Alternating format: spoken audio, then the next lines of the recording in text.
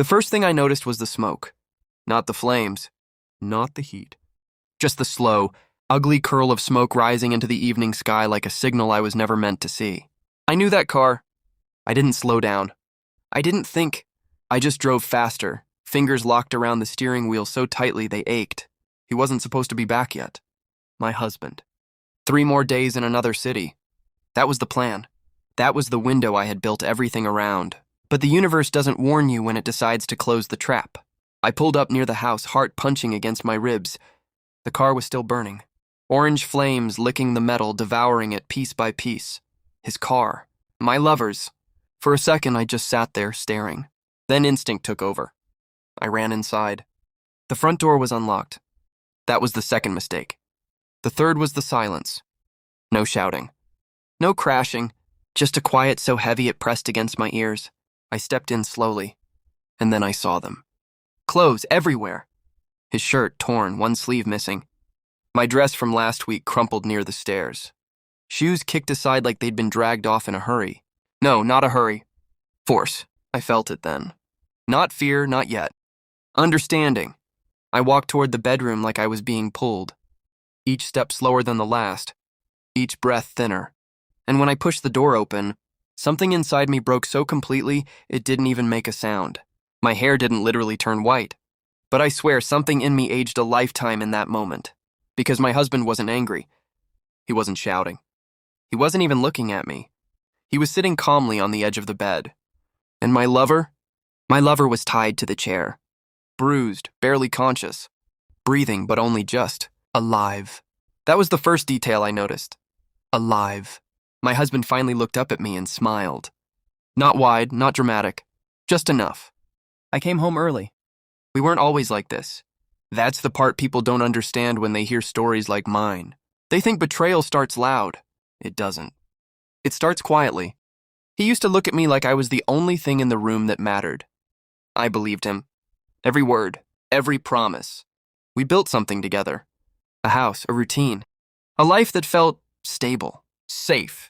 And maybe that's why I didn't notice the cracks at first. Or maybe I chose not to. The late nights became normal. The distance became routine. The silence became comfortable. Until it wasn't. I didn't go looking for betrayal. It found me. A message. That's all it took. A name I didn't recognize. A tone I couldn't ignore. I remember staring at his phone, reading the words over and over until they stopped feeling real. I didn't confront him. I didn't cry. I didn't even breathe differently. I just adjusted. Because if he could lie to me so easily, then I could learn to do the same. My lover wasn't supposed to be part of a love story. He was supposed to be balance. A way to remind myself I still existed outside of being someone's wife. It started simple, casual. Then it became something else. Something dangerous. Not because of feelings, but because of patterns. Fridays. Always Fridays. Same time, same place. Predictable. That was my fourth mistake. Predictable people are easy to catch. I didn't realize my husband had already started watching me. That was his strength. Silence, observation, patience. He didn't confront me when he found out. He didn't argue. He planned. Just like I did. Only better.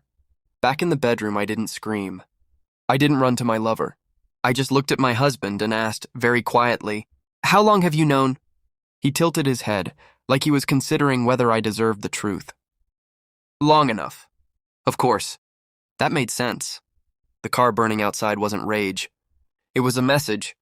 Controlled, intentional, public enough to be seen, private enough to be understood. Just like everything else he did. I stepped further into the room. Carefully. "I didn't think you were capable of this," I said. He smiled again. "That's why it worked. Here's the part that changes everything. The part no one expects. I wasn't the only one who planned. I just planned differently. Because when I found that message months ago, I didn't stop at confirming his betrayal. I followed it. Tracked it. Documented it. Every call. Every meeting. Every lie. I built a case so clean it could survive any courtroom. Bank transfers. Hidden accounts. His own little secrets buried under years of careful deception. He thought he was in control. But control is fragile when someone else is just as patient. I reached into my bag and placed a folder on the bed. He didn't touch it, but his eyes flicked to it. Curious. That was new. I filed for divorce this morning, I said. Calm even? His expression didn't change. So I continued, and I submitted everything. A pause. Everything? I nodded. Financial fraud, embezzlement, the accounts you thought no one knew about. That's when it happened.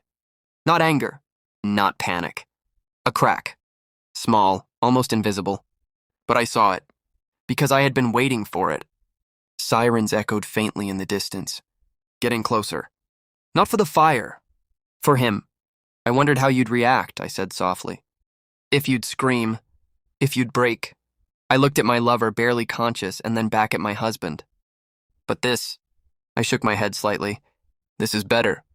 The front door slammed downstairs. Voices filled the house. Authority. Final.